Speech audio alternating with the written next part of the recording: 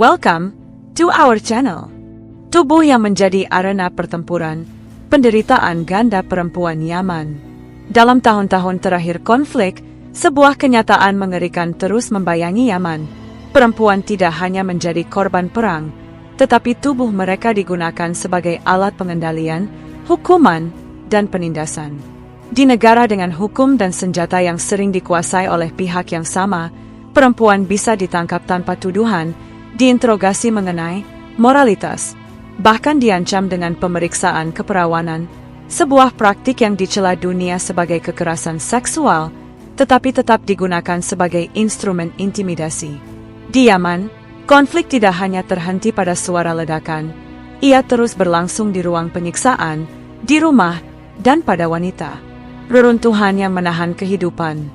Konflik yang berkepanjangan telah menghancurkan bangunan, jalan, dan fasilitas kesehatan.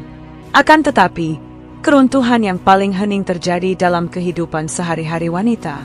Saat listrik tidak ada, sumber air bersih lenyap, dan ekonomi hancur, wanita menanggung beban yang berlapis. Sebagai ibu, pengasuh, pencari rezeki, dan pelindung keluarga. Mereka terjaga sebelum subuh untuk mencari air, menanti bantuan yang kadang tidak tiba, kemudian pulang ke rumah yang sudah tidak aman lagi. Dalam keadaan ini, opsi hidup terbatas, yang ada hanya bertahan. Moralitas sebagai alat berat. Di tengah ketidakpastian hukum, pengawasan sosial terhadap perempuan semakin ketat. Pakaian, cara berjalan, konten di media sosial, hingga pergaulan dapat dijadikan alasan untuk penahanan. Moralitas bersenjata, bukan untuk menjaga, melainkan untuk meneror. Perempuan yang dianggap menyimpang dari norma yang ditetapkan oleh penguasa setempat berisiko mengalami penghinaan, diinterogasi, atau ditangkap. Tuduhan kerap tidak jelas, prosedur hukum tidak transparan, dan pembelaan nyaris tidak mungkin. Dalam suasana seperti ini, keperawanan menjadi instrumen kekuasaan. Ia tidak lagi dianggap sebagai masalah pribadi, melainkan sebagai lambang, kehormatan, yang bisa dipaksakan, diuji, atau digunakan sebagai ancaman. Saat negara tidak mampu melindungi warganya, tubuh perempuan menjadi area yang paling mudah terpengaruh untuk dikendalikan.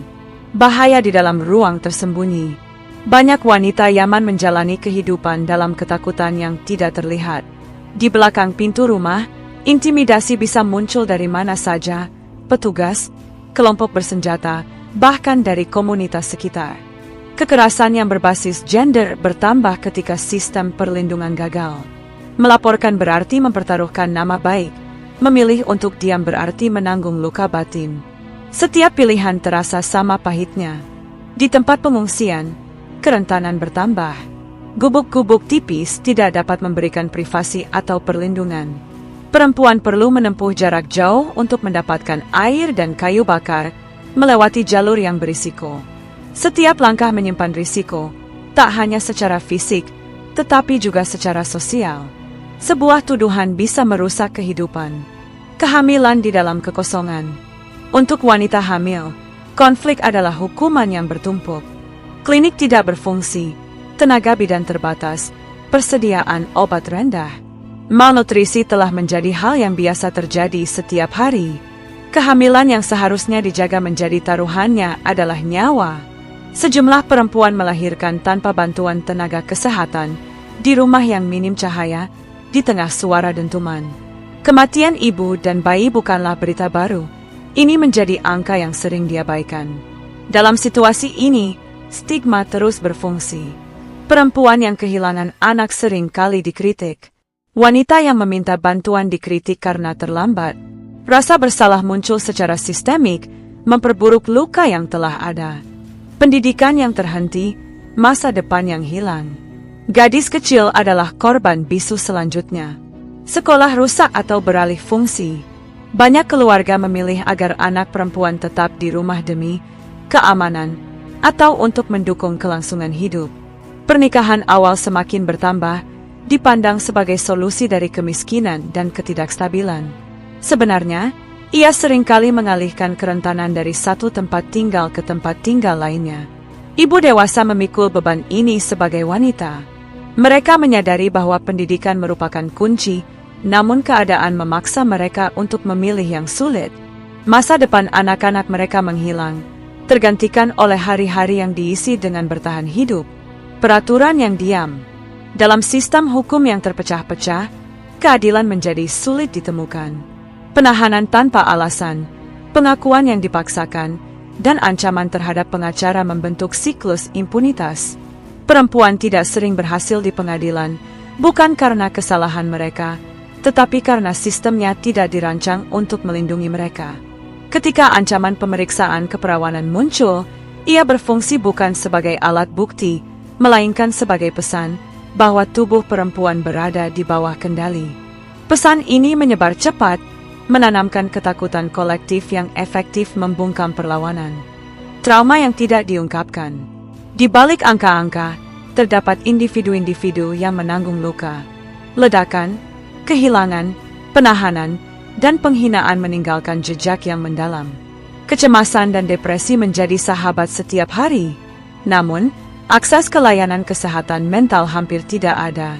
Perempuan diajarkan untuk tegar, untuk bersikap tenang, untuk meneruskan hidup, seolah luka batin adalah privilese yang tak boleh dimiliki.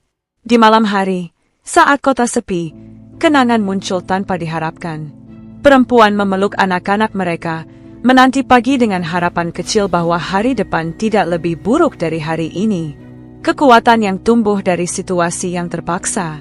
Tetapi di tengah penderitaan bertumpuk, muncul kekuatan yang tidak romantis, kekuatan yang timbul dari keharusan. Perempuan menciptakan jaringan non-formal, saling berbagi makanan, info, dan perlindungan.